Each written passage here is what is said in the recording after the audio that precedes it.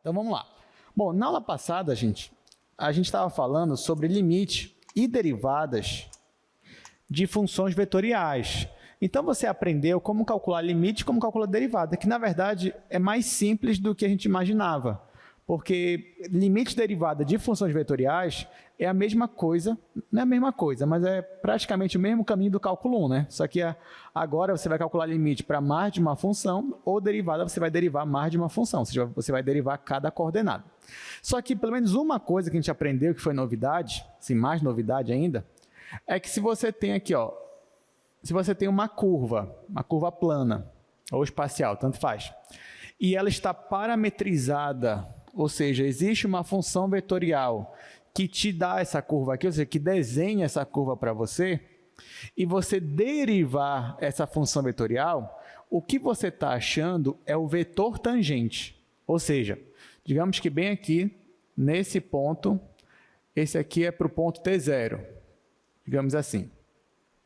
Para o ponto T0, para um parâmetro T0, você vai ter um ponto na sua curva. A esse ponto, você vai ter um vetor tangente. Esse vetor tangente, que nós achamos, na verdade, é a derivada da minha função. Ou seja, quando você deriva a sua função e aplica no ponto, o que você está calculando, na verdade, é o vetor tangente àquele ponto que você está considerando. Só que eu cheguei a comentar com vocês que esse vetor tangente aqui, ele não é o único vetor tangente a essa curva nesse ponto. Porque você concorda comigo que se eu pegasse esse mesmo vetor aqui, o alfa' de T0, e multiplicasse por uma constante, constante 2, 3, 5, desde que não seja a constante 0, ele ia mudar a direção dele? Não. Então, eu podia multiplicar por 5, por 6, por 10, por 15, por menos 5, que a direção não ia mudar. O que significa que esse vetor ia continuar tangente a essa curva, já que a reta suporte dele ainda ia ser a reta tangente. Então, se eu tenho o meu vetor tangente e eu posso multiplicar esse vetor por qualquer valor, qualquer constante não nula, e ele vai continuar um vetor tangente, então, na verdade, eu tenho aqui infinitos vetores que poderiam ter esse papel de vetor tangente. Ok? Beleza. Então, agora que você entendeu isso, eu poderia pegar qualquer outro vetor, desde que fosse um vetor paralelo a esse. Então, eu poderia, por exemplo, pegar um vetor que tivesse a mesma direção desse vetor aqui, que tivesse o mesmo sentido desse vetor aqui, mas a única diferença é que eu queria um vetor que fosse unitário, ou seja, que a norma dele fosse igual a 1. Lembrando que a gente normalmente trabalha com vetores unitários porque eles facilitam a nossa conta, e além disso, eles nos dão resultados importantes. Então, digamos que você tinha uma função vetorial que parametrizava uma curva, você derivou essa função, e aí você obteve esse vetor tangente aqui. Aí eu falei, beleza, gostei que você obteve o vetor tangente, mas eu queria um vetor unitário, ou seja, eu queria um vetor mesma direção, mesmo sentido, mas unitário. O que você faria numa situação dessa? A gente já aprendeu isso aqui em sala. Você tem o vetor, você quer manter a direção, você quer manter o sentido, só que você quer que a norma dele, o tamanho dele seja igual a 1. O que você faz? Você lembra? O que eu faço? Divido pela norma do meu vetor, né? Muito bem, é isso mesmo. Então, nós já aprendemos aqui no nosso curso como é que você calcula um versor. O que é um versor? É quando você pega o vetor e divide pela norma dele mesmo. Então, por exemplo, se eu pegasse esse vetor aqui, alfa' de T0, e dividisse pela norma dele mesmo,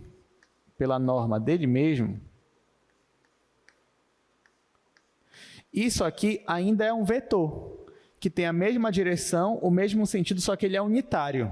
Então, digamos que eu ia formar um novo vetor, deixa eu colocar aqui de outra cor. Esse novo vetor, digamos que estivesse bem aqui. Então, esse vetor aqui manteve a direção, manteve o sentido, mas nesse caso aqui ele é unitário. Vamos dizer que esse tamanho aqui é igual a 1. Tá? Então, esse novo vetor é esse vetor aqui. Então, toda vez que você deriva uma função, você já obtém um vetor tangente. Só que agora, se você quer um vetor tangente que seja unitário, basta você calcular o versor dele, que é você pegar o vetor e dividir pela norma dele.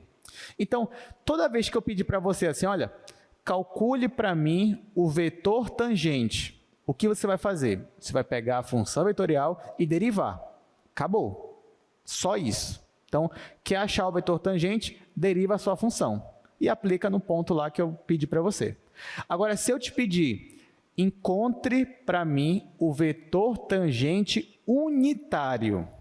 Aí, nesse caso, bastava só derivar a função? Não, você vai ter que derivar e depois calcular o versor, que é, no caso, dividir pela norma dele. Tá? Então, nesse caso, se eu te pedir só vetor tangente, você só deriva. Se eu te pedir vetor tangente unitário, você primeiro deriva e depois divide pela norma. Esse vetor tangente unitário, eu vou chamar ele também de vetor tangente principal. Toda vez que eu pedir assim, olha, calcule para mim vetor tangente principal, nada mais é do que o vetor tangente unitário, ou seja, o versor do vetor tangente, tá bom? Então, esse vetor tangente principal, eu vou dar uma outra nomenclatura para ele, eu vou chamar ele de T, T de tangente. Então, essa fórmula aqui vai ser igual, eu vou chamar esse vetor aqui de vetor T.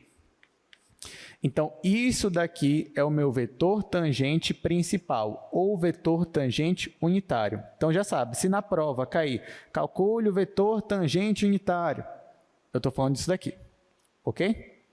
Beleza, então, está aqui. Isso aqui é só uma definição, tá? Isso aqui não é nenhum assunto novo em si, é mais uma definição. Então, isso aqui me dá o vetor tangente unitário a uma curva. Bom, agora que você sabe disso, né, a gente vai fazer pelo menos um exercício sobre isso daí.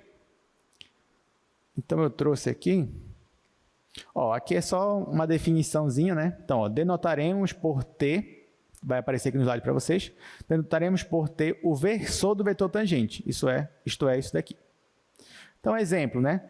Determine o vetor tangente unitário a essa curva aqui. Então, ele me dá uma curva e ele quer não qualquer vetor tangente, mas ele quer o vetor tangente unitário. Mas aí, agora que você já sabe, né? Não tem problema.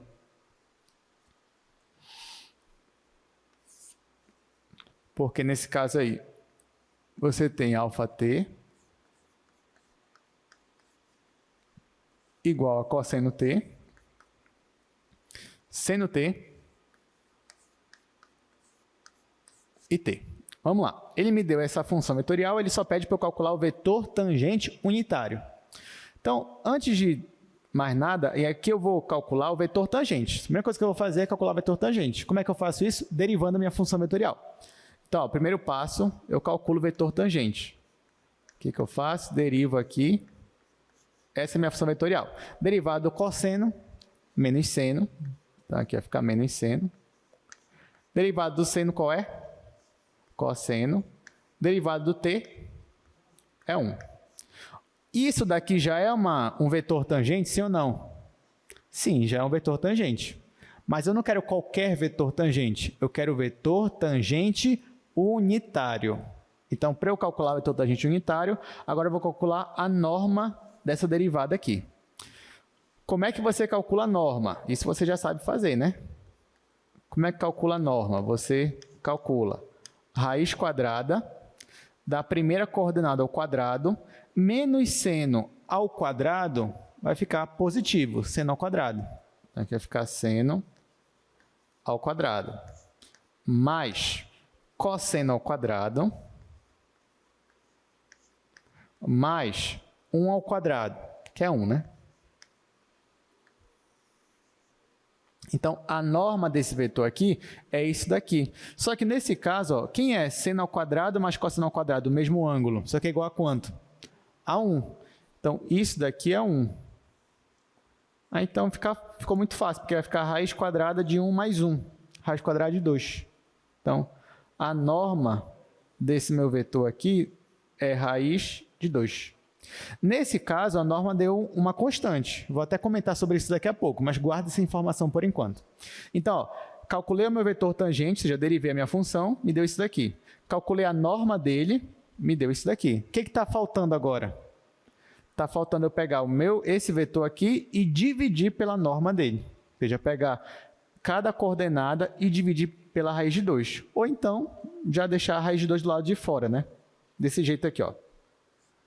Então, o meu vetor tangente principal, que eu estou chamando apenas com a letra t, ele nada mais é do que, tá bem aqui, ó, a derivada da minha função dividido pela norma da minha função. Então, vai ficar essa função aqui dividido pela raiz de 2. Então, vai ficar menos seno,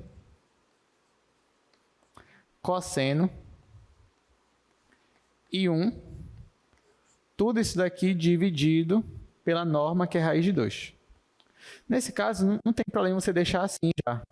Ou você pode logo dividir esse, e vai ficar menos seno sobre raiz de 2, cosseno sobre raiz de 2, 1 sobre raiz de 2. Ou se você quiser, você pode colocar esse raiz de 2 aqui do lado de fora. Vai ficar 1 sobre raiz de 2 vezes a função. Mas assim também a gente já não está errado não, está certo já. Gente, só uma pergunta que tem para vocês. Esse negócio de pegar uma função, derivar, dividir pela norma dela, tá lembrando alguma coisa vocês? Ou não? Vocês não estão tendo déjà vu aqui, não? De pegar uma função, derivar, dividir pela norma? Onde é que apareceu isso? Apareceu isso onde? Um dia desse, vocês tiveram que fazer essa conta aqui. Te deu uma função, você derivar, dividir pela norma. Também tem a ver. Ian, né? Pois é, tem a ver, mas não é com medo de arco, tá? É outra coisa, é mais recente. Tem que lembrar. Vocês fizeram isso um dia desses. Foi onde? Na prova. Isso mesmo, vocês fizeram isso na prova. Na prova eu pedi isso aqui para vocês. Eu dava um vetor, aí eu falava, calcule a derivada dele e dividia pela norma. Só que eu não te dizia o que era. Eu não te dizia, ou seja, na verdade eu já estava te preparando para a aula de hoje. Porque vai aparecer outras coisas da prova aqui, vocês vão ver. Mas esse aqui já é o meu vetor tangente principal. Assim, antes de eu ir para o slide, desculpa, já estava esquecendo, eu disse para vocês, né? Aqui já é minha resposta final, tá, gente? Está aqui a resposta final, já é isso daqui. Antes da gente continuar no slide, eu queria só fazer um comentário com vocês importante. O comentário que eu queria fazer era com relação a essa norma aqui. Vocês perceberam que essa norma aqui, o valor dela foi constante, sim ou não? Isso aqui, vocês acham que sempre vai acontecer para uma função vetorial, sim ou não? Não, na verdade, é difícil que isso aconteça para uma função vetorial. Normalmente, quando você calcula a norma de uma função vetorial, dificilmente vai te dar uma constante. Normalmente vai dar uma função escalar. Por exemplo, só um exemplo para a gente fazer. Eu acho que a sua função beta é uma função vetorial, onde é t, 1 sobre t e 2.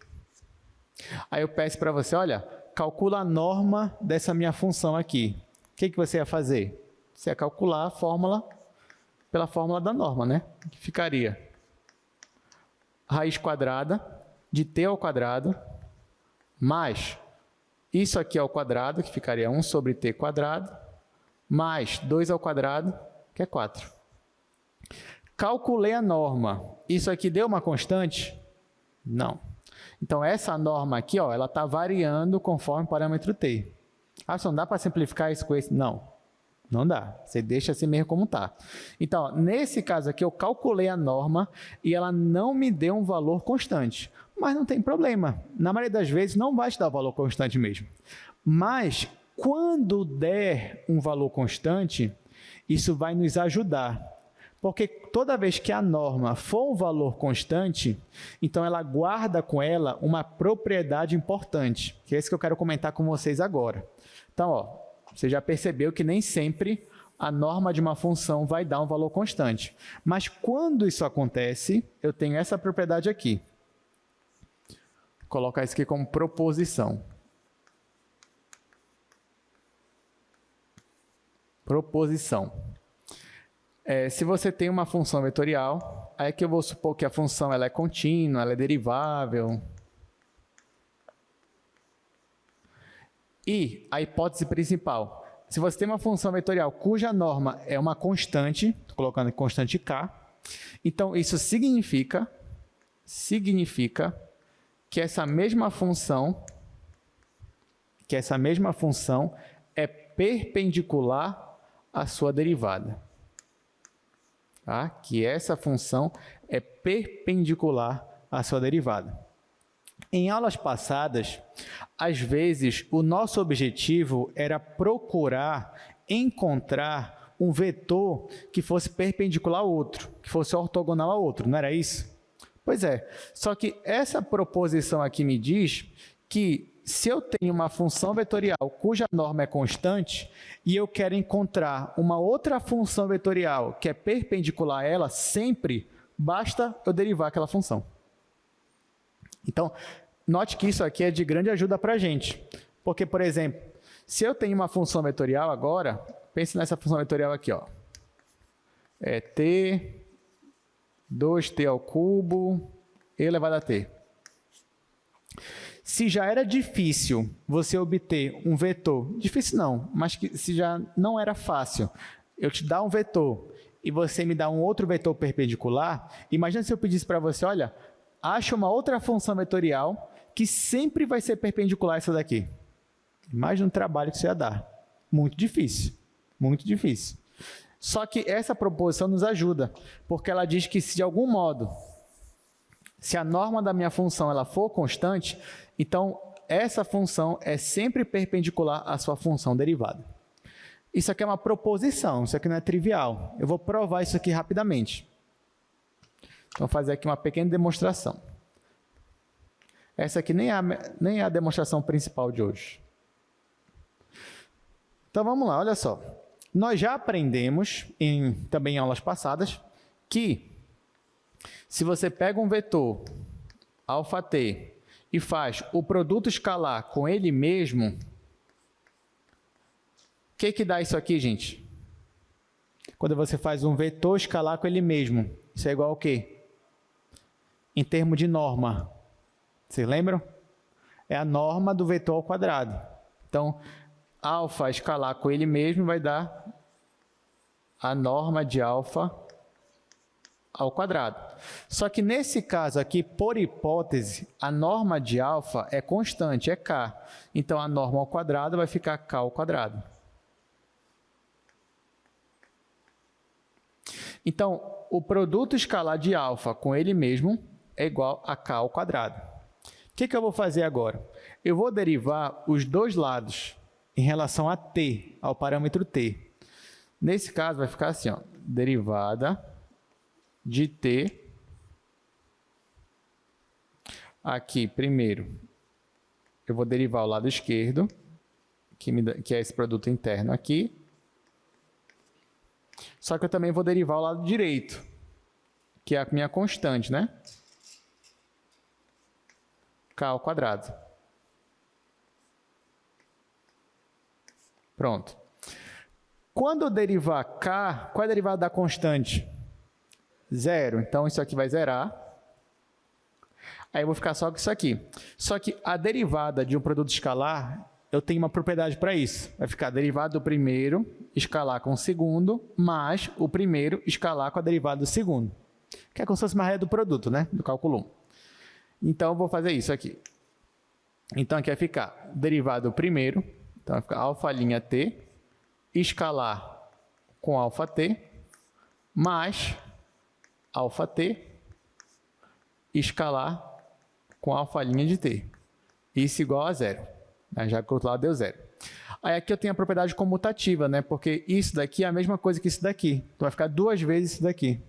Então, vai ficar duas vezes αt escalar α' igual a 0. Ó, eu tenho duas vezes esse produto escalar igual a 0. O 2 não é 0. Então, só quem pode ser 0 aqui é o produto escalar. Então, isso aqui está me dizendo que o produto escalar de alfa com a derivada de alfa é igual a 0. Mas nós já aprendemos que o produto escalar é igual a 0 se e somente se esses vetores são ortogonais, são perpendiculares. Então, ó, isso aqui prova que αt é perpendicular à sua derivada. Não importa o parâmetro. Para todo parâmetro t, isso daqui vai acontecer. Basta que a norma de alfa seja constante. Bom, com isso a gente provou, né, a nossa proposição, então a gente pode, né, usar isso daqui, essa proposição, para a gente continuar vendo aí os outros resultados. Bom, então, com isso, vamos aqui para o slide da aula de hoje. Na aula de hoje, nós vamos aprender vetor normal, que é como se fosse uma continuação da aula de hoje, da aula passada, no caso. Mas nós também vamos aprender hoje integral de funções vetoriais. E hoje a gente finaliza essa parte de funções vetoriais. Depois daqui, a gente já vai ver outro tipo de função. Então, ó, primeiro vamos ver o que seria um vetor normal. Você já sabe o que é um vetor tangente a uma curva. Resta saber agora o que é um vetor normal. Mas a definição de vetor normal é bem simples. Antes, eu mostrei aqui essa proposição para vocês, que eu mostrei já no quadro. Ó, seja uma função vetorial diferenciável, se a norma de alfa é constante, isso para todo t do domínio, então alfa é perpendicular a alfa', isso para todo t. Então, o que seria o vetor normal? Um vetor normal é todo vetor ortogonal a t. Olha só, vetor normal é todo vetor ortogonal a t. Quem é t? É o vetor tangente principal. Eu já vou comentar isso com vocês no quadro.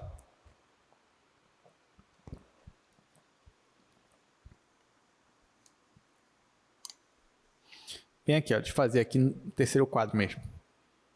Então, lembrando, você tem aqui uma curva parametrizada, você tem aqui um ponto. Então, aqui no quadro, ó, você observa a curva, você tem um ponto. Para esse ponto, você tem um vetor tangente. Vamos dizer que é esse vetor aqui. De todos os vetores tangentes, eu estou considerando só o vetor tangente principal, que é o vetor t, que é o vetor tangente unitário. Então, vou chamar isso aqui de t. Tá, então, o que é um vetor normal? Vetor normal é todo vetor que é perpendicular ao vetor tangente. Então, por exemplo, isso daqui, esse vetor aqui, seria um vetor normal. Por quê? Porque ele é perpendicular ao meu vetor tangente. Entenderam, gente? Então, ó, vetor tangente é aquele que tangencia a curva, se você já sabe. Agora, se eu te pedir, me dá um vetor normal é um vetor que tem que ser ortogonal ao vetor tangente. Então, nesse caso, ó, seria uma situação assim, como eu desenhei. Então, enquanto que o vetor tangente ele sempre vai tangenciar ali a curva, o vetor normal vai estar sempre normal à curva. Você vai estar apontando como se estivesse apontando para fora, sem estar tangenciando. Porque ele sempre vai ser perpendicular aqui ao meu vetor tangente, então esse aqui é o vetor normal. Agora, veja bem, se eu te pedisse na prova, encontre o vetor normal, calcule o vetor normal, o que eu queria que você, o que eu estou pedindo para você fazer? Eu estou pedindo, para dado um vetor tangente, eu queria que você me determinasse para mim um vetor que fosse sempre perpendicular a ele. Que é uma tarefa difícil, né? Imagina, eu te dei uma expressão que vai te dar um vetor tangente e eu quero que tu me dê uma outra função que seja sempre perpendicular a esse vetor tangente. É difícil? É. Seria difícil se nós não tivéssemos aquela proposição. Porque olha, o que diz a proposição? Que se a norma do meu vetor for constante e eu quero achar um vetor perpendicular, basta o quê? Eu derivar esse vetor. Que eu vou ter um vetor perpendicular. Aí eu te pergunto agora, o vetor tangente, não é qualquer vetor tangente, o vetor tangente principal, ele tem norma constante? Sim ou não? Sim, porque ele é um versor, ele é unitário. Então, vocês estão entendendo agora por que ele é importante? Porque se eu não tivesse aqui uma constante na norma, ia ser mais difícil de eu achar um vetor normal. Mas como esse meu vetor tangente, a constante dele, a norma dele é constante, porque ele é unitário, então se eu quero achar um vetor normal, basta eu derivar isso daqui. Porque pela proposição, toda a derivada dele vai ser perpendicular a ele. Entenderam o raciocínio aqui? Então, se você quer achar um vetor normal a uma curva, basta você derivar o vetor tangente principal. Quando você deriva o vetor tangente principal, você acha um vetor normal. Só que, do mesmo jeito que existem vários vetores tangentes, existem vários vetores normais. Então, quem seria o meu vetor normal principal? Vetor normal principal seria o versor do vetor normal. Então, por exemplo, nesse caso aqui, ó, eu estou dizendo para vocês que para eu achar esse vetor, basta eu pegar essa minha função aqui e derivar. Quando eu derivo, eu estou achando um vetor perpendicular. E se eu quero que esse vetor seja unitário, basta eu calcular o versor disso daqui. Ou seja, eu derivo e depois divido pela norma da derivada. Isso aqui ainda é um vetor normal, que tem a mesma direção de antes, que tem o mesmo sentido, só que agora ele é unitário. Esse novo vetor eu vou chamar de vetor normal principal, ou vetor normal unitário. Então, isso aqui eu vou dar um nome para ele, vou chamar de N de normal. Então, se eu te pedir, calcula o vetor normal, só o vetor normal, é só tu derivar esse vetor aqui. Agora, se eu te pedir, calcula o vetor normal principal, não só deriva, mas também divide pela norma, ou seja, calcula o versor disso daqui. Alguma dúvida até aqui? Então, é basicamente isso aqui que a gente vai fazer agora. A gente vai usar essas fórmulas aqui. Vou fazer agora um exercício com vocês, só para a gente fixar melhor essa ideia aqui do vetor normal. Então, o exercício é esse daqui que vai aparecer para vocês na tela. Então, ó, determine o vetor normal principal a essa curva aqui. Se você reparar, de propósito, essa curva é a mesma que a gente estava usando antes, só para a gente economizar tempo. O alfa é o mesmo dali. Então, a gente vai calcular o vetor normal principal a essa curva. Então, ó, eu vou apagar o segundo quadro, que ainda vou usar as informações do primeiro aqui.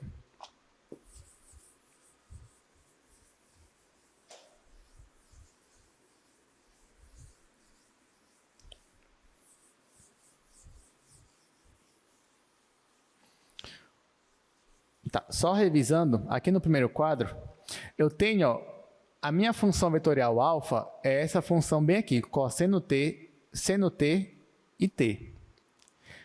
O problema aí da questão está pedindo para eu calcular o vetor normal principal. Para eu calcular o vetor normal, primeiro eu vou precisar do vetor tangente principal.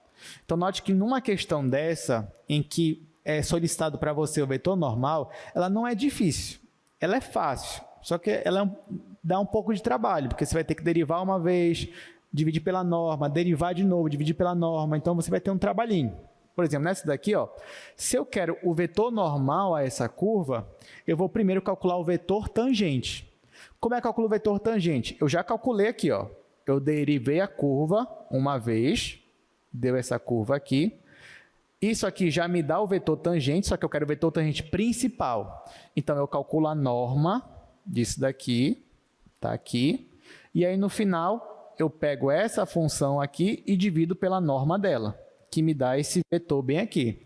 Então, este vetor aqui, que eu já calculei, é o meu vetor tangente principal.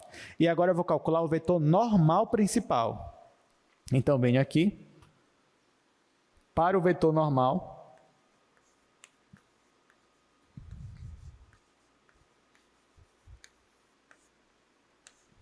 então, ó, o primeiro passo a gente já fez anteriormente, né? Que era calcular o vetor tangente principal. Agora, para calcular o vetor normal principal, a primeira coisa que eu vou fazer é derivar o vetor tangente. Então, eu vou pegar o vetor t e eu vou derivar. Quem é o vetor t? É esse vetor aqui do primeiro quadro. É esse vetor bem aqui, menos seno, cosseno e 1. É esse vetor. Eu vou derivar. Perceba que bem aqui eu tenho uma constante. Mas aí não tem problema. Quando você deriva uma função vetorial, você pode conservar a constante do jeito que ela está e derivar suas coordenadas. Então, aqui vai ficar assim, ó. A constante é 1 sobre raiz de 2, né? Então, vai ficar assim, vai ficar 1 sobre raiz de 2 vezes o vetor. Então, eu vou derivar em cada coordenada. Eu vou derivar menos seno. Qual é a derivada de menos seno? Vai ficar menos cosseno. Então, aqui a primeira coordenada vai ficar menos cosseno. Depois, eu vou derivar cosseno. Qual é a derivada do cosseno? Menos seno. Então, venho aqui e coloco menos seno. E, por último, eu vou derivar 1. Qual é a derivada de 1? 0. A gente pergunta, isso daqui já é um vetor normal, sim ou não? Isso aqui já é um vetor normal? Já é um vetor normal, só que ainda não é o vetor normal principal, tá? Então, para calcular o vetor normal principal, eu vou querer o versor desse daqui. Para calcular o versor, eu vou primeiro calcular a norma. Então, venho aqui e calculo a norma deste vetor. Então, como é que calcula a norma? Ó, de novo, eu tenho uma constante vezes um vetor. Quando eu vou calcular a norma, uma das propriedades de norma, eu conservo a minha constante, só que eu conservo o módulo dela, tá? Então, aqui vai ficar módulo de 1 sobre raiz de 2. Agora, eu vou calcular a norma disso daqui. Raiz quadrada menos cosseno ao quadrado, vai ficar cosseno ao quadrado positivo. Menos seno, tudo isso ao quadrado, vai ficar seno ao quadrado positivo. Bom, 0 ao quadrado é 0, né? Então, só que quanto é isso mais isso? É 1. Raiz de 1 é 1. Então, tudo isso daqui vai dar 1. Então, no final, a norma vai ficar só 1 sobre raiz de 2, né? É módulo, mas como é positivo, vai ficar só 1 sobre raiz de 2. Pronto. Então, já calculei a derivada, já calculei a norma dessa derivada. Agora, para eu achar o vetor normal principal, eu vou pegar este vetor e dividir pela norma dele. Então, vai ficar o seguinte. Então, terminando, quem é n? N é a derivada do meu vetor tangente dividido pela norma dessa mesma derivada. Nesse caso, quem é a derivada do vetor tangente? É esse vetor que aparece para vocês. É 1 sobre raiz de 2, depois menos cosseno, menos seno e 0. Tudo isso dividido pela norma dele. Qual é a norma dele? 1 sobre raiz de 2, foi o que nós calculamos. Aqui eu posso simplificar essa constante com essa daqui? Posso, é a mesma, então posso simplificar. Então, no final, o meu vetor normal principal é esse vetor aqui. É menos cosseno, menos seno e 0. Então, essa seria a resposta final para esse exercício. Note que o vetor normal, a última coordenada dele deu nula, né? O que significa no espaço? É que ele não tem componente z, quer dizer que, assim, pelo menos no eixo das cotas, né, no eixo z, ele vai estar sempre assim, digamos, plano, né? Ele vai estar sempre no chão, digamos assim. No chão não, né? Mas vai estar sempre sem altura, ou para cima ou para baixo. Né?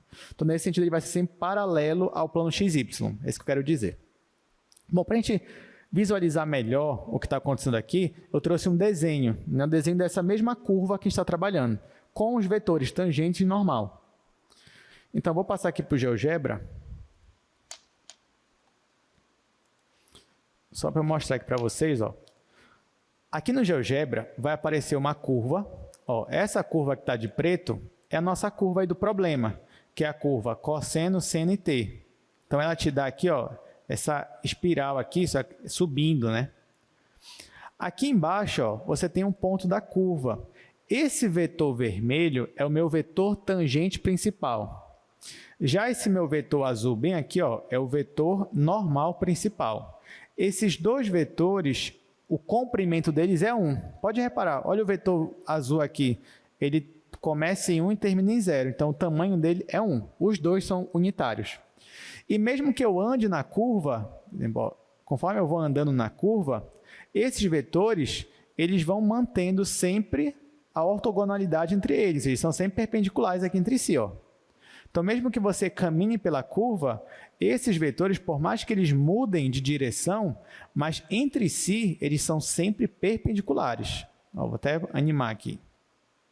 Ó, então, é isso que está acontecendo. Então, eu tenho dois vetores que são sempre perpendiculares. Um, que é o vermelho, é sempre tangente à curva, e o outro, que é o azul, é sempre normal à curva. E os dois têm norma igual a 1. Entenderam? Gostaram aqui do desenho? Interessante, né? Uma pergunta? Desculpa, você pode vir aqui, por favor? Aqui no microfone, por favor. Aí você diz seu nome, seu curso, é só dúvida. Boa tarde, meu nome é Marceline Souza, curso bacharelado em Física. Professor, eu fiquei com uma dúvida na definição. O vetor normal à curva, ele é a derivada do vetor tangente, ou se o vetor tangente já tiver a derivada constante, eu posso derivar ele direto, não preciso procurar o vetor? Tá, vamos lá. Excelente pergunta, viu, Marcelinho? Então, Marcelinho perguntou o seguinte, professor, na hora que eu for achar o vetor normal, eu obrigatoriamente vou ter que derivar o vetor tangente principal, ou eu já posso só derivar qualquer vetor tangente? Aí, Marcelinho, vem aquela nossa proposição, porque o que é vetor normal? Para ser vetor normal, tem que ser sempre perpendicular ao vetor tangente, certo? Por exemplo, tem que acontecer sempre isso aqui, ok? Só que aí, o que acontece? Se você não garante que esse vetor tangente ele tem norma constante, você não vai conseguir aplicar aquela proposição. Porque lembra aquela proposição que diz assim, olha, se a norma de um vetor é constante, então a derivada dele sempre vai ser perpendicular a ele. Então, por isso que na hora que eu for calcular o vetor normal, eu uso a derivada do vetor principal, porque o vetor principal já me garante que a norma é constante. E aí, se a norma é constante, então, com certeza, a derivada dela vai ser um vetor perpendicular. Porque pode acontecer, por exemplo, se eu fosse querer derivar qualquer vetor tangente, poderia muito bem acontecer de eu derivar esse vetor, mas a derivada dele não ser perpendicular a ele, porque eu já não tenho mais algo que me garanta que aquele resultado vai acontecer. Aí, por isso que, para garantir, você vai ter que usar aqui o vetor tangente principal, já que ele tem uma norma constante. Agora, claro, se você já tivesse um vetor que a norma é constante, mesmo que não seja unitário, já tivesse um vetor tangente com norma constante, você poderia derivar ele, que aí você ia ter um vetor normal. Mas se não é constante, não garante para você que isso vai acontecer. Entendeu? Excelente pergunta, viu? Palmas para o Marcelino pela pergunta dele. Muito bom mesmo. Agora, uma última coisa, antes da gente passar para a integral, eu só queria comentar com vocês. Vocês perceberam que o que a gente está tendo aqui? Você tem uma curva, aí eu tenho sempre um vetor tangente a essa curva, né? Que a gente está chamando de vetor principal, porque eu quero que ele seja unitário. Aí agora eu aprendi que existe o vetor normal, que é perpendicular ao meu vetor tangente. Será que existe uma outra definição de um outro vetor que fosse sempre perpendicular aos dois aqui ao mesmo tempo? Será que existe isso? Sim. Esse outro vetor, que é perpendicular aos dois, aqui eu só estou comentando, a gente não vai entrar em detalhes, tá, gente? Só vendo uns comentários. Esse outro vetor, que é perpendicular aos dois, tanto ao vetor tangente principal quanto ao vetor normal principal, é o que nós chamamos de vetor binormal, tá? Então, seria mais ou menos aqui. Você teria já dois vetores aqui e o vetor binormal aqui de branco. Então, seria mais ou menos isso daqui. Então, você tem aqui uma tríplice, né, de vetores. Os três, no caso, são unitários, são perpendiculares entre si. E para que eles servem? Pois, esses três vetores unidos, né, você encontra não só em cálculo 2, mas também você encontra na geometria diferencial, você encontra na engenharia aeroespacial. Então, eu creio que agora talvez faça um pouco de sentido, porque na prova de vocês, na sexta-feira, qual era a primeira questão que você tinha que fazer? Derivar, eu te dava um vetor t, né? Coincidentemente, esse vetor t, eu não chamei de t em vão. Na verdade, eu te dei um vetor tangente principal, sem você saber. Aí lá no item A, você derivou esse vetor tangente e dividiu pela norma, não foi isso? Então, o que você achou no item A da sua prova? Você achou o vetor normal principal, esse que você achou. Aí no item B, o que você fazia? Não é o produto vetorial dos dois? Só que quando você faz o produto vetorial de dois vetores, o que você acha? Não é um terceiro vetor perpendicular aos dois? Então, no item B, o que você estava calculando sem saber era o vetor binormal. Aí, por isso que no enunciado eu disse que era um engenheiro aeroespacial, que estava tendo algumas informações. Então, todo esse contexto, né, agora faz sentido. Então, de certa forma, eu antecipei para vocês o assunto de hoje.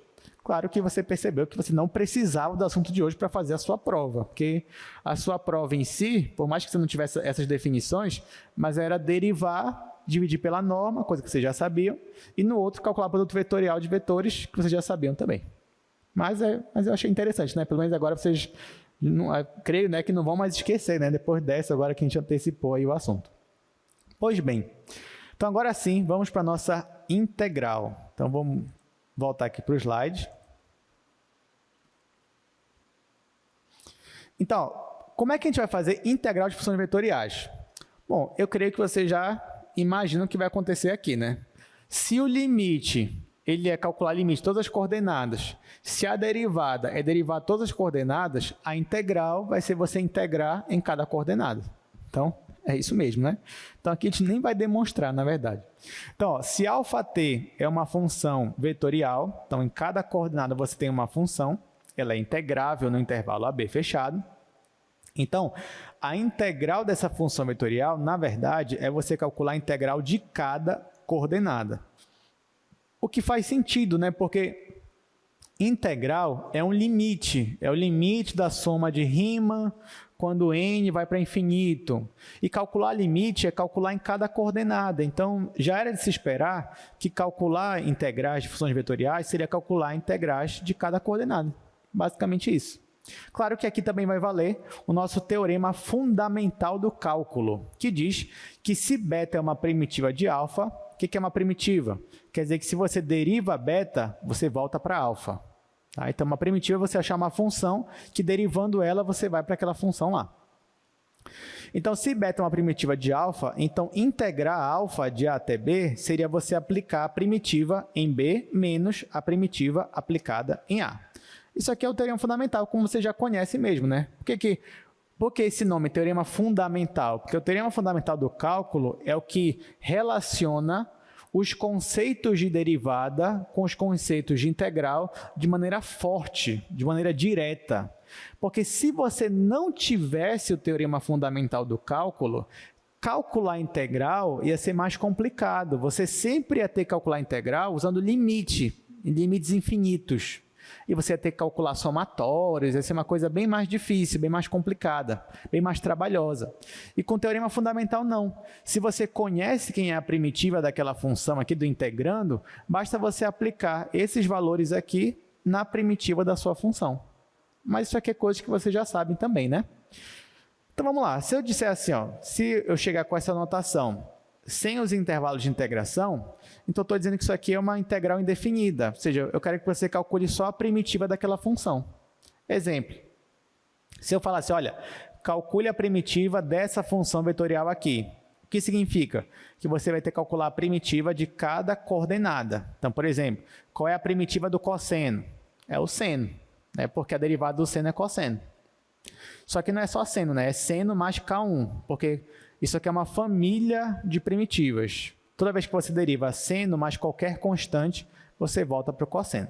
Aqui no meio, qual é a integral de 2 vezes e elevado a 2t? Vai ficar e elevado a 2t, que é a derivada disso, volta para cá. Mais uma constante. E por último, qual é a integral de 1? É t. Como é uma integral indefinida, t mais k3. Aqui eu coloquei K1, K2, K3, só para dizer que é a constante da primeira coordenada, a constante da segunda, a constante da terceira, mas também só colocando K não teria problema também, tá? A gente não estaria errando por conta disso. Muito bem, já que é uma família aqui, é sempre uma classe de soluções. Tá, então, entendido isso, a gente já vai partir para a aplicação. A gente nem vai calcular muita coisa aqui dessa parte, porque eu creio que você já imaginou como é que se faz, né? Então, vamos lá, vamos para a última parte de hoje.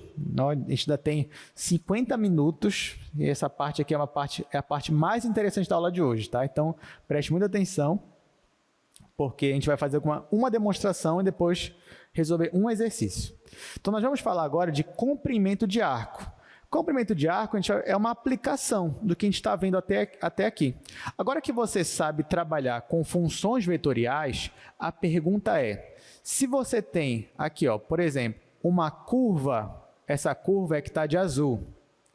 Se você tem uma curva parametrizada, ou seja, você tem uma função vetorial que te dá essa curva azul aqui, A pergunta é, será que é possível eu conseguir calcular o comprimento dessa curva?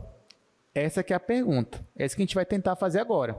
Eu tenho uma curva, que é essa curva azul, e eu quero saber quanto mede essa curva azul. A única informação que eu tenho é que essa curva azul ela está parametrizada. Para a gente fazer isso, gente, eu vou fazer aqui, ó, eu vou pegar essa curva azul e eu vou dividir em pontos. Então, por exemplo, aqui tem o primeiro ponto, que é o ponto P0, aqui o segundo ponto, P1, P2, P3 e assim por diante, até chegar no meu último ponto aqui, estou chamando de ponto PN. E aí, a cada 2 pontos consecutivos, eu vou ligar eles com uma reta, que é o que eu fiz aqui, ó. De P0 para P1 tem uma reta aqui, ó, roxa. De P1 para P2 tem outra reta roxa, aqui assim sucessivamente, até chegar aqui na minha última reta. Bom, eu ainda não sei calcular distância de curva, comprimento de curva, mas eu sei calcular comprimento de uma reta, sim ou não? Então, o que eu vou fazer aqui é calcular o comprimento dessa reta, depois dessa reta, depois dessa reta, depois dessa, e depois eu vou somar tudo que eu obtive. Depois que eu somar todas as retas, eu vou obter exatamente o comprimento do arco. O que vocês acham? Não, mas eu vou obter uma aproximação? Pô, não deixa de ser uma aproximação. Então, é isso que eu quero trabalhar com vocês agora. Então, a gente vai ali para o quadro, a gente vai tentar achar uma fórmula para calcular o comprimento do arco de uma curva. Vou começar com essa ideia que já está no slide para vocês.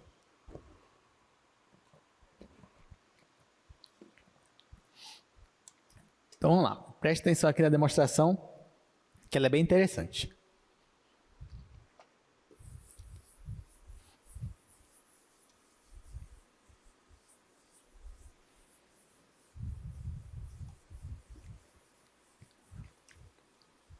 Então, olha só, digamos que nós estamos aqui no plano cartesiano. Aí no slide de vocês estão percebendo que a curva, eu dividi ela em vários pedaços de curva, né? Então, aqui no quadro, eu vou desenhar só um pedacinho de curva, tá? Não vou desenhar todos, vou desenhar só um. Então, digamos que daquela curva toda, eu peguei só um pedacinho dela. Então, esse pedaço daqui até aqui. Tá? Então, isso que vocês estão enxergando aqui é só um pedacinho daquela curva inteira lá. Então, esse ponto aqui eu vou chamar de ponto PI, né? Porque não sei se é o ponto P1, P2, tanto faz. E aqui eu vou chamar de ponto PI mais 1. Bom, se essa curva ela está parametrizada, então você já sabe o seguinte, que para cada ponto dessa curva, você tem um parâmetro t, que a sua função alfa, que parametriza essa curva, quando você joga o parâmetro t nessa função alfa, você chega nesse ponto aqui. Quando você pega um outro parâmetro t e joga na sua função alfa, você chega nesse segundo ponto aqui. Aqui, gente, eu estou considerando que a minha função vetorial, que parametriza, é uma função bidimensional. Mas isso não me impede de usar o mesmo raciocínio para uma função tridimensional. Se eu tivesse uma curva espacial, por exemplo, o raciocínio é o mesmo, porque eu só estou simplificando um pouco as coisas. Então, olha só, o que eu estou dizendo? Que nesse ponto PI existe um parâmetro que eu vou chamar de TI, tal que, quando você joga esse parâmetro TI aqui na minha função alfa, eu chego nesse ponto PI. Esse ponto PI ele tem coordenadas, coordenada x e coordenada y. Então, na verdade, esse vetor aqui, em x, eu vou chamar de x TI, y é y TI. Essas coordenadas aqui são as coordenadas desse meu primeiro ponto aqui. Da mesma forma que no segundo ponto, eu tenho um parâmetro TI mais 1, que se eu jogar aqui na minha função, esse parâmetro TI mais 1, eu chego nesse segundo ponto. Esse segundo ponto tem coordenadas x e y. Então, x nesse parâmetro TI mais 1, y também nesse mesmo parâmetro TI mais 1. Tá? Então, isso só para a gente entender aqui. Tudo bem, só que o que foi que eu fiz? Entre um ponto e outro, né, cada 2 pontos consecutivos, eu uni eles com uma reta. Então, ó, o meu objetivo aqui, na verdade, o meu objetivo é calcular a distância dessa reta, o comprimento dessa reta, que isso eu sei fazer. Bom, vocês concordam comigo que calcular o comprimento dessa reta é a mesma coisa que, por exemplo, calcular o comprimento de um vetor? Que vetor? O vetor que sai desse ponto e chega nesse segundo ponto? Então, ó, se eu consigo calcular o comprimento desse vetor aqui, eu consigo calcular o comprimento da reta. Sim ou não? Agora, quem é esse vetor aqui?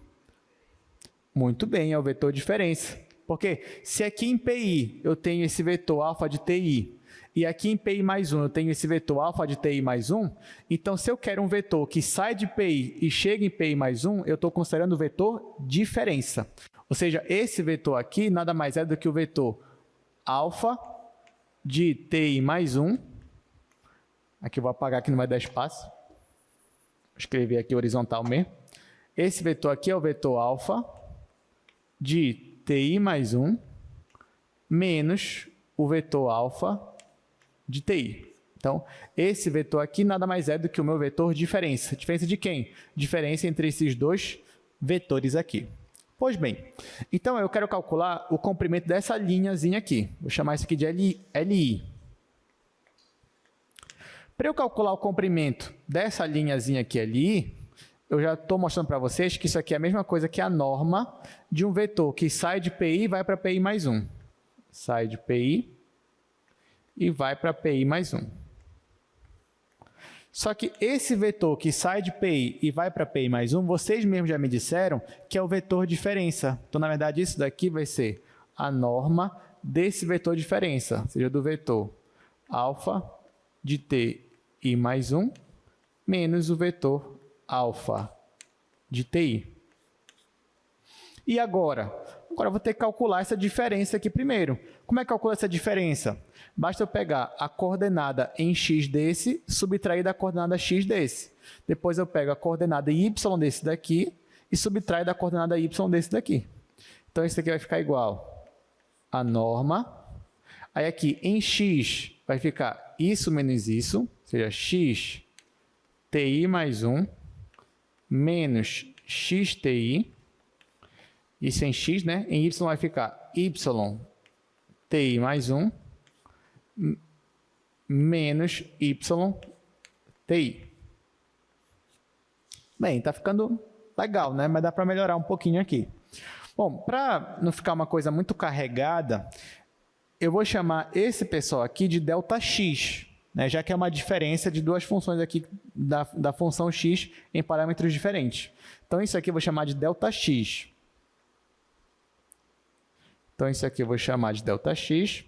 E esse daqui eu vou chamar de ΔY, né? Já que é uma diferença aqui também. Então, o comprimento que eu quero achar vai ser a norma desse meu vetor, onde a primeira coordenada é ΔX, a segunda coordenada é ΔY. E como é que calcula a norma? Raiz quadrada da primeira coordenada ao quadrado mais a segunda ao quadrado. Então, vou voltar para cá. Então, ó, LI é igual a raiz quadrada de ΔX ao quadrado mais ΔY ao quadrado. Então, chegamos aqui. Então, se eu quero calcular um pedacinho do arco, uma aproximação para ele, né? É só para esse Lzinho aqui. Uma aproximação seria a raiz quadrada de ΔX ao quadrado mais ΔY ao quadrado. Agora, eu vou dar uma pausa aqui rapidamente, porque eu vou usar um resultado importantíssimo, que vocês já viram em cálculo 1. A partir daqui eu vou usar um teorema. Esse teorema que eu vou usar é um teorema que envolve as derivadas das minhas funções x e y. Na verdade, o teorema que eu vou usar aqui é o teorema do valor médio. Vocês se lembram desse teorema do valor médio? Mais ou menos? Tá, vou relembrar aqui com vocês. Ó, mas basicamente, o teorema do valor médio diz o seguinte. Isso aqui demonstra, é a ideia geométrica dele, né?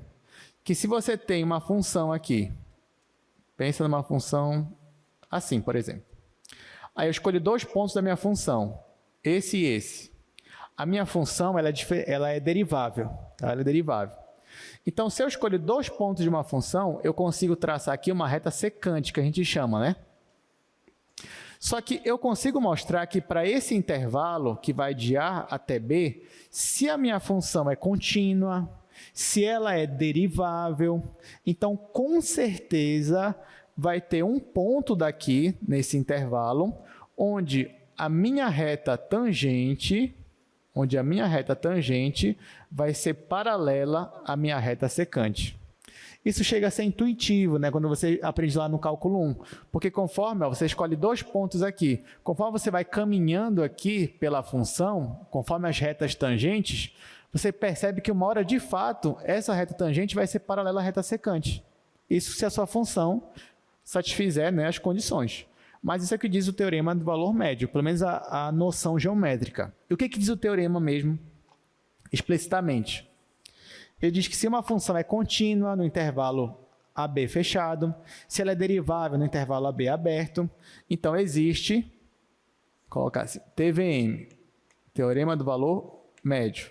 Satisfazendo as condições, existe um valor T, chamado de T estrela, no intervalo aberto AB, tal que x' aplicado em T estrela, ou seja, existe um ponto nesse intervalo, tal que a derivada de x aplicado nesse ponto é igual a ΔX sobre ΔT, né? Ou seja, vai ter um momento que a derivada, que a taxa de variação instantânea vai ser igual à taxa de variação média.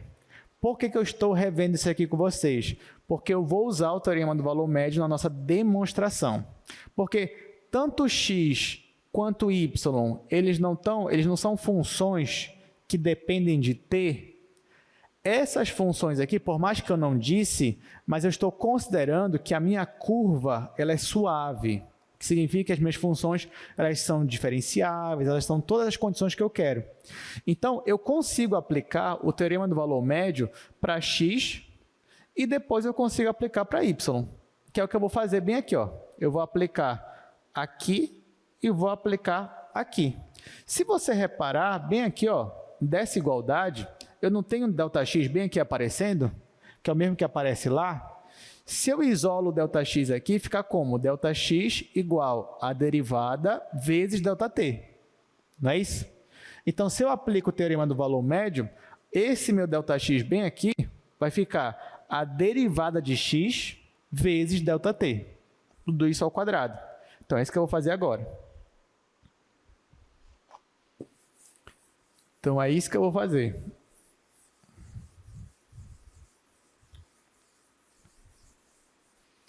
Eu coloquei intervalo AB, mas o intervalo que a gente está considerando é o TI mais 1.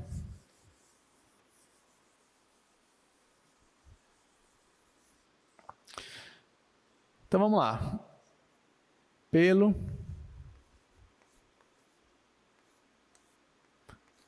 TVM, LI vai ser igual a raiz. No lugar do ΔX, vai ficar x' de t e estrela, né? Ou seja, um ti ali dentro do intervalo aberto, ao quadrado, vezes ΔT ao quadrado. E eu aplico o TVM no y também. Então, no caso do y, vai ficar y' ti. Aqui, ao invés de um asterisco, vou colocar 2, porque eu não sei se é o mesmo valor de t para as duas funções. Provavelmente não. Então, estou colocando um aqui, 2 aqui. Ao quadrado vezes ΔT ao quadrado. Raiz de tudo isso daqui. Tá ficando interessante, né? Então, ó, o comprimento é dado por essa raiz aqui. Só que você já percebe que bem aqui e bem aqui eu tenho a mesma coisa, que é ΔT ao quadrado. Então, eu vou colocar ΔT ao quadrado em evidência. Quando eu coloco ele em evidência, eu não tenho uma raiz quadrada aqui, então eu posso tirar ele da raiz. Ele é sempre positivo, ΔT, da forma que a gente define ele. Então, o meu LI vai ser igual a raiz de x' de ti estrela ao quadrado mais y' de ti duas estrelas ao quadrado, e o ΔT vai aparecer aqui fora.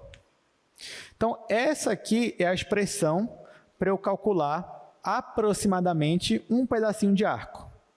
Agora, se eu quero uma aproximação para o arco inteiro, eu tenho que somar todos esses pedacinhos aqui, cada um desses LIs aqui que eu estou chamando. Então, eu vou fazer aqui do lado. Aliás, não, fazendo um terceiro quadro, que eu quero bastante espaço agora. Então, guarde essa informação aqui. Estamos chegando no final da demonstração. Para nossa tristeza, né? Tava legal essa demonstração. Então, o comprimento do nosso arco, eu vou chamar de L, ele é aproximadamente a soma de cada um desses comprimentos menores, que é o LI. Isso aqui é uma aproximação, porque vocês perceberam até no desenho lá, que por mais que eu some todas aquelas retas, não vai dar exatamente igual o comprimento do arco.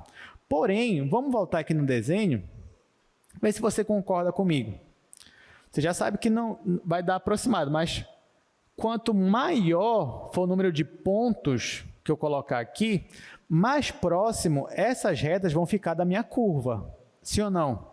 Ó, coloca mais um ponto aqui, por exemplo. Você vai ter outra curva aqui, outra aqui, outra aqui. Então, quanto mais pontos eu tiver, quanto mais fina for essa minha partição, mais refinada ela for, mais próximo eu vou ter do comprimento original. Então, se eu quero, bora voltar aqui para o quadro. Se eu quero que esse meu somatório seja o maior possível, tenha o máximo de pontos possível, então o que eu faço com esse meu somatório? Eu quero que o n seja o quê? Eu quero que esse n, que é o número de pontos, ele tenda para o infinito. Eu quero que haja um limite de n com n tendendo a infinito, para eu poder obter exatamente o comprimento do arco onde eu quero chegar. Então, isso aqui é só uma aproximação. Porém, quando eu passo o limite nesse meu somatório aí, ó, limite com n tendendo a infinito, desse somatório aqui, aí eu já não tenho mais uma aproximação, eu tenho exatamente o comprimento da minha curva. Então, com indo de 1 até n, LI. Lembrando, quem é LI? Aquela expressão ali do outro quadro. Então, vai ficar limite, n tendendo a infinito, somatório de 1 até n. Esse LI é raiz quadrada de x' de ti estrela ao quadrado mais y' de ti ao quadrado ΔT. Alguma vez vocês já viram isso aqui? Limite com n tendendo a infinito de um somatório de alguma coisa aqui? Já viram, né? Isso aqui é a definição de quê? Definição de integral de rima. Na verdade, isso aqui é uma soma de rima, né? Quando você passa o limite, você tem a definição da integral. Então, bora escrever isso aqui conforme a definição de integral, né? Então, nosso comprimento aqui, ó, vai ser igual. Bom, esse limite com esse somatório, ele dá um lugar ao nosso símbolo de integral, do intervalo de A até B. Então, você tem aqui integral de A até B. Dessa raiz quadrada aqui, então vai ficar a raiz quadrada. Ó, quando o n tende a infinito, o t estrela e o t duas estrelas, eles coincidem, né? Porque vai ficando cada vez menorzinho o intervalo, a ponto de que isso aqui vai coincidir com esse. Então, no caso, vai ficar só t mesmo. Então, vai ficar x' de t ao quadrado mais y' de t ao quadrado. Tira a raiz disso daqui. E aqui o ΔT vai ser meu dt. Então, essa aqui é a fórmula para você calcular o comprimento de arco. Só que eu vou melhorar um pouquinho mais ela. Porque, ó, veja bem. Então, no final, você vai ter que tirar a raiz quadrada de x' ao quadrado mais y' ao quadrado. Mas, vamos ver o seguinte. Vamos voltar para cá, para a minha função. Vou escrever aqui nesse outro... Vou escrever aqui mesmo. Olha só uma observação aqui.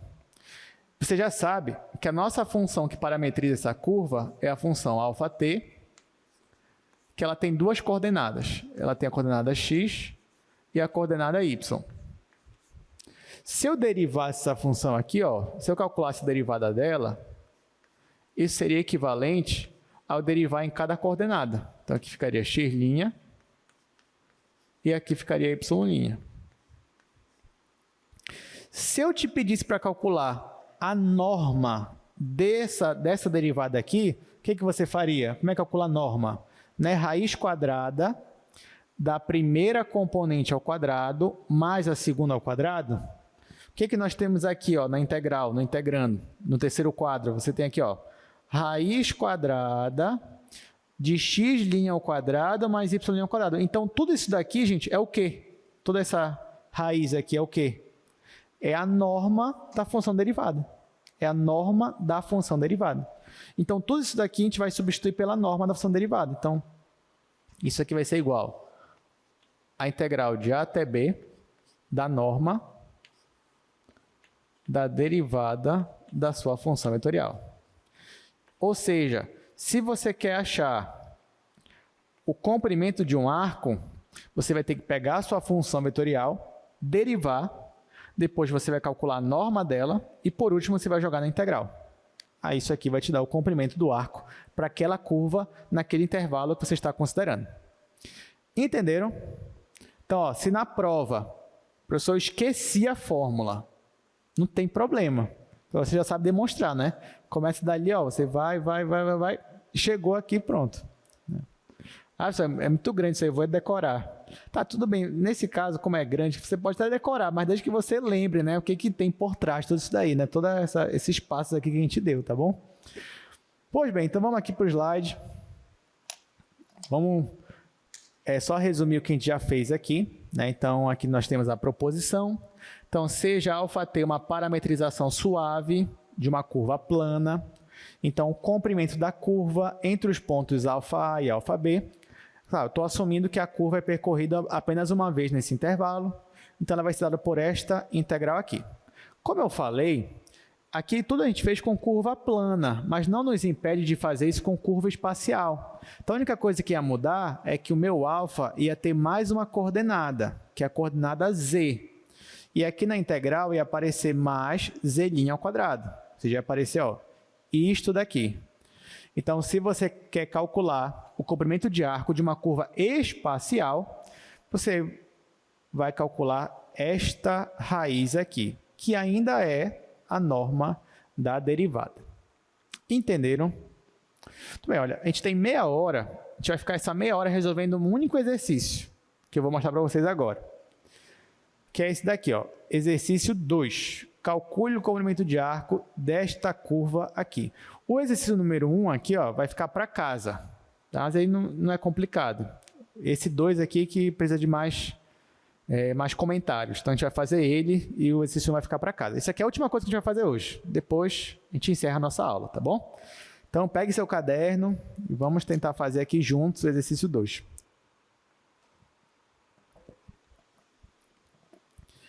Bom, esse exercício é importante porque a gente vai revisar um monte de coisa de cálculo 1 agora, tá? Então, eu vou precisar que vocês se lembrem aqui de algumas coisas. Então, vou até ir aqui para o primeiro quadro.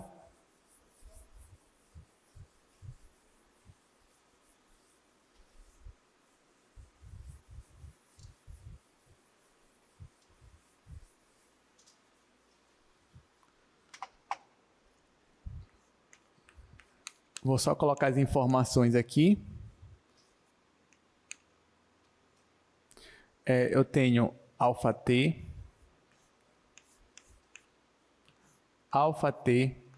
igual a raiz de 2 sobre 4 t quadrado, raiz de 2 sobre 4 t quadrado, menos t. Isso, o t está variando de 0 a 1. Pronto, vamos fazer isso aqui. Aí aqui a gente calcula o comprimento de arco dessa curva aqui. Primeira coisa que você vai fazer, a gente quer usar a fórmula, né? Mas para usar a fórmula, eu tenho que calcular a norma da função derivada. Então, essa aqui ainda não é a função derivada, eu vou derivar essa função. Então, primeiro passo, eu vou derivar essa minha função alfa. Bom, então, na hora de derivar isso daqui, é que eu tenho uma constante vezes t quadrado. Eu conservo a constante, derivo só t quadrado. Qual é a derivada de t quadrado? 2t. Aí o 2 eu simplifico esse 4 aqui. Então vai ficar raiz de 2 sobre 2t.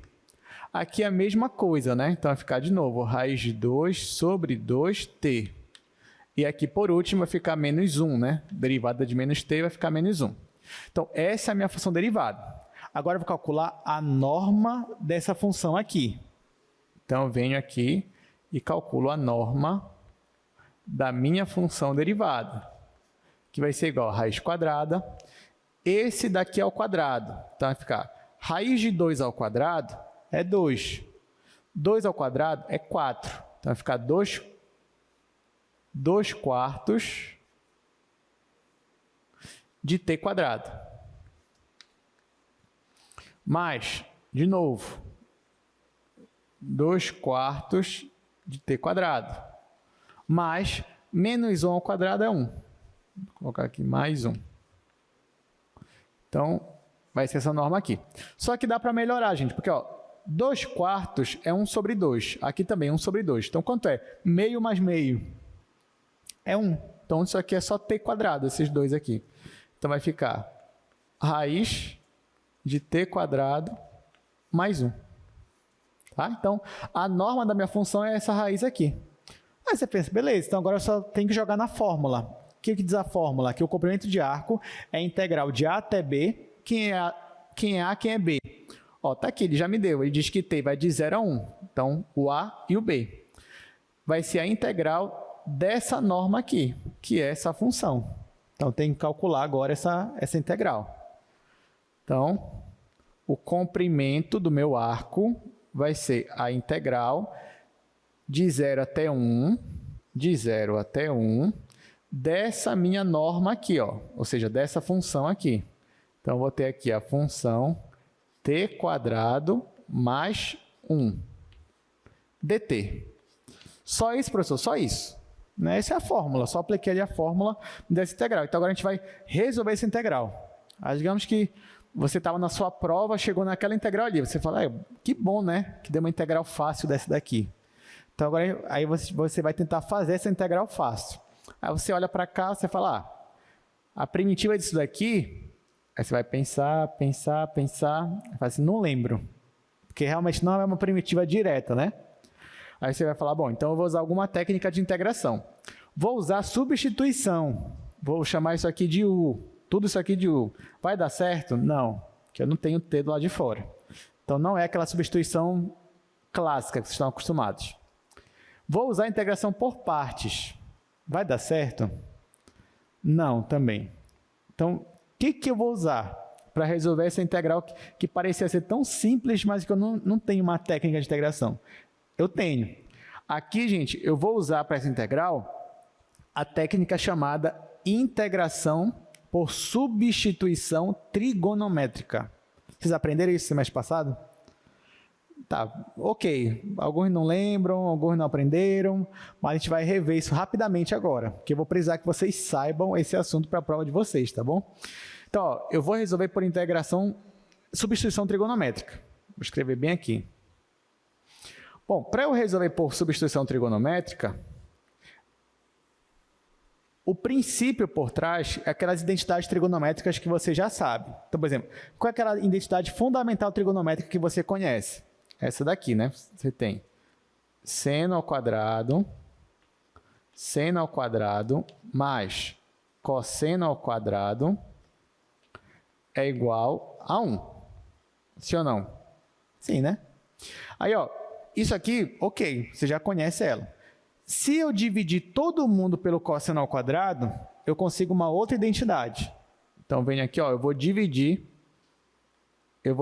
todo mundo pelo cosseno ao quadrado. É isso que eu vou fazer com essa expressão. Quando eu vou fazer seno ao quadrado dividido pelo cosseno ao quadrado, eu vou ficar com tangente ao quadrado. Então, aqui vai ficar tangente ao quadrado. Mas, se eu pego esse e divido por esse, é a mesma coisa, vai ficar 1. Igual 1 sobre cosseno é secante. 1 sobre cosseno ao quadrado é secante ao quadrado. Então, olha só, você tem essa outra identidade trigonométrica aqui. Secante. Tangente ao quadrado mais 1 é igual a secante ao quadrado. Eu vou usar essa identidade para resolver aquela integral. Por quê? Porque se você reparar, o que está nos atrapalhando aqui nessa integral é a raiz quadrada. É isso que está dificultando a nossa vida. Se não tivesse a raiz quadrada, você conseguia resolver isso aqui tranquilamente. Então, eu quero dar um jeito de me livrar dessa raiz. Aí, eu me lembro que eu tenho essa identidade aqui, ó, tangente ao quadrado mais 1 é secante ao quadrado. Ou seja, se no lugar do t quadrado eu tivesse tangente ao quadrado, eu ia ter aquela identidade. E aí, tangente ao quadrado mais 1 não ia me dar secante ao quadrado, que tirando a raiz ia ficar só secante. Então, eu gostaria muito que no lugar do meu t eu tivesse tangente, para eu poder usar aquela identidade. Mas não tem problema. Eu vou substituir t com tangente. Isso é a substituição trigonométrica. É você chamar t de uma função trigonométrica. Porque lá na substituição clássica, o que você fazia? Você não chamava, sei lá, por exemplo, u igual a tangente quadrado mais 1. Não era assim que você fazia? Você calculava o du? Pois é, mas na hora que você vai substituir, você vai trocar as variáveis, você pode substituir da forma que você quiser, desde que você vá conseguir chegar a algum lugar, né? Então, nesse caso aqui, é o que eu vou fazer. Eu vou substituir t por tangente. Então, venho aqui. Vou usar esse espaço aqui para isso. Então, ó, isso aqui que eu vou fazer agora é o que nós chamamos de substituição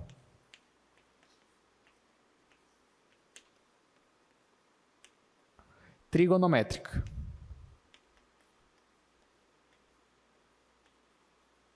Que eu vou abreviar. Tá? Então, substituição trigonométrica. Como é que faz? Eu vou chamar o meu valor ali t, eu vou chamar t de tangente de θ. Ora, se o meu t é tangente de θ, quem vai ser o meu dt, né? Porque a gente tinha que fazer isso também. Quem vai ser o meu diferencial dt? Vai ser a derivada da tangente. Qual é a derivada da tangente? Secante ao quadrado. Então, vai ficar secante ao quadrado de θ vezes dθ. Então, quando eu for substituir no lugar do t, eu vou colocar tangente. No lugar do dt, eu vou colocar secante ao quadrado de θ. Tudo bem até aqui? Beleza. Só que eu tenho que trocar também os intervalos de integração, né?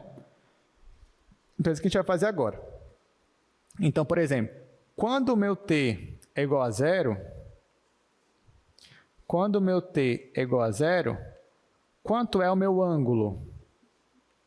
Olha lá. Quando t é zero, qual é o ângulo cuja tangente desse ângulo é igual a zero? Zero. Tudo bem. É, porque seno de zero não é zero? Então, tangente de zero é zero. Então, está aqui. Outra, quando a minha tangente, ou melhor, quando o meu t é igual a 1, qual é o ângulo cuja tangente é igual a 1? 45 graus, ou π sobre 4. Então, meu θ aqui, ó, é π sobre 4.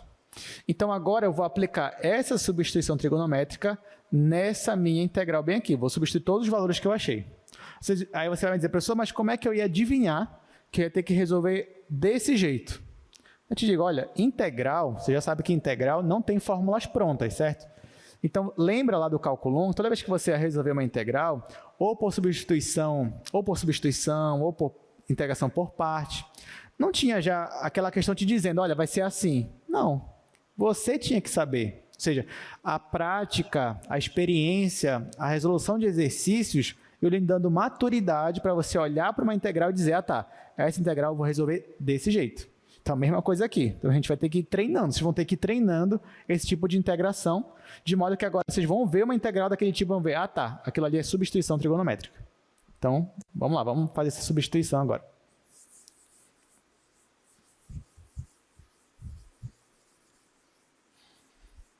Esse aqui é o exercício mais legal de hoje, é esse daí.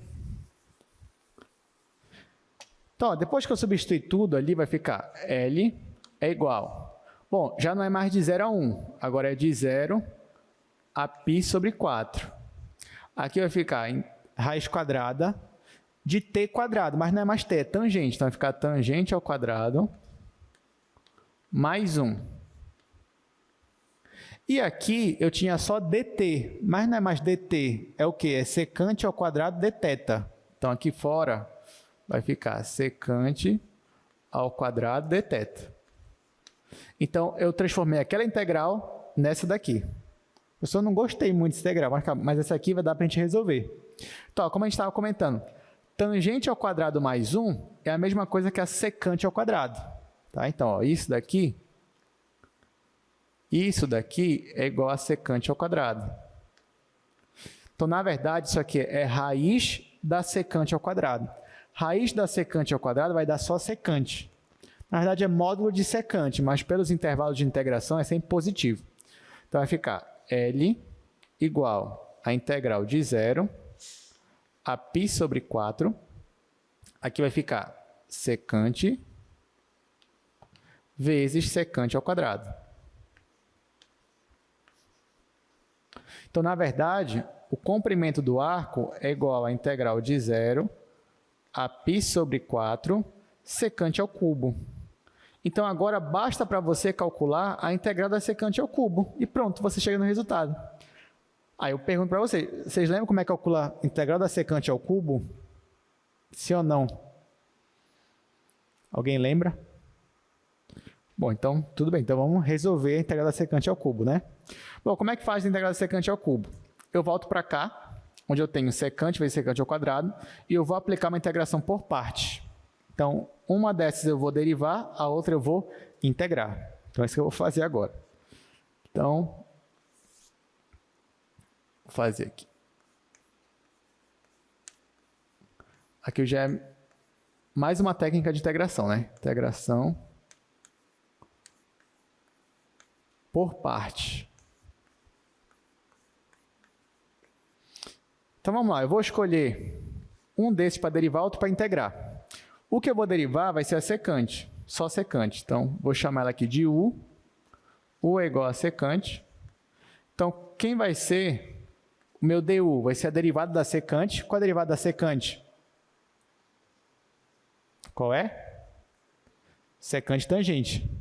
Então, isso aqui vai ficar secante tangente, e aqui dθ. A outra função, que é a secante ao quadrado, eu vou integrar. Então, vou chamar isso aqui de dv. dv igual a secante ao quadrado. E eu vou integrar. Qual é a integral da secante ao quadrado? É a tangente. Então, eu vou aplicar isso aqui na integração por partes. Então, pela integração por partes, se eu tenho uma integral aqui de a até b, u vezes dv, isso aqui vai dar igual a u vezes v, isso aplicado de a até b, menos integral de a até b, v vezes du. Então, agora eu só vou substituir aqui os valores. Lembrando que u é a secante, dv é secante ao quadrado de θ. A é 0 e b é π sobre 4. Então, essa integral vai ficar assim, integral de 0 a π sobre 4. Aqui vai ficar secante ao cubo. Aqui eu só multipliquei esse vezes esse, aí voltou para secante ao cubo, esse primeiro caso aqui, igual u vezes v. U é secante, v é tangente. Então, vai ficar secante tangente,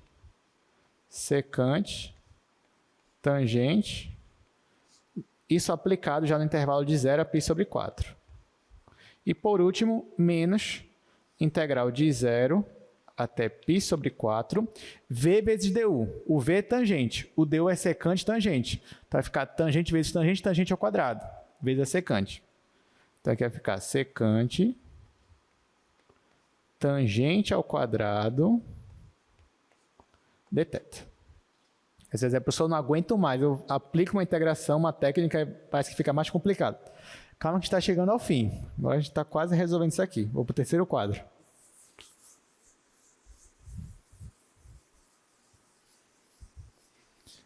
Professor, se eu cobraria uma dessas na prova, Sim, já cobrei, né? Inclusive.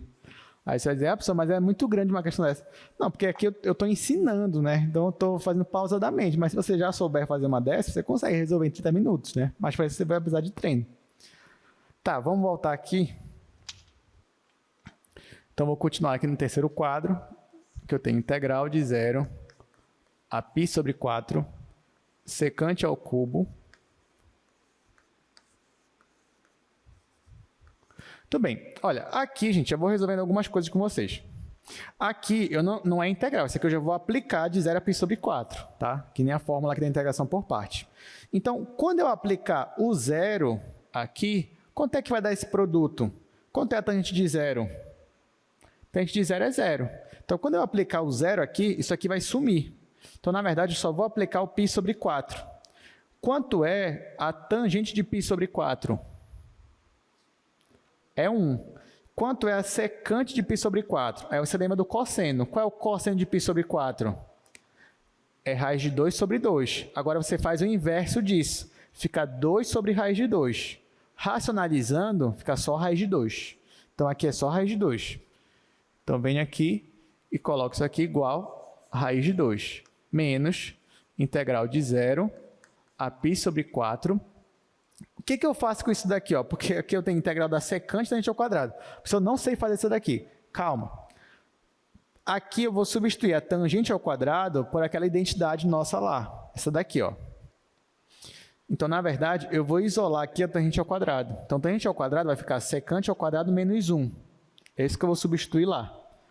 Então, aqui vai ficar secante vezes secante ao quadrado menos 1 d θ. Pronto. Agora eu vou distribuir isso daqui, né? Ou seja, eu vou multiplicar esse com esse, depois eu vou multiplicar esse com esse. Então, isso aqui vai ficar integral de 0 a π sobre 4 secante ao cubo igual a raiz de 2. Aqui, gente, ó, quando eu multiplicar secante vezes secante ao quadrado, vai ficar secante ao cubo, menos, né? Então, vai ficar menos integral de 0 a π sobre 4 da secante ao cubo. Agora, aqui, ó, quando eu multiplicar secante vezes menos 1, vai ficar menos secante. Com esse menos aqui, vai ficar mais. Então, mais integral de 0 a π sobre 4 da secante. Pronto. E agora? O professor apareceu de novo aqui, secante ao cubo. Tem problema? Não. É mais solução, né? Por quê?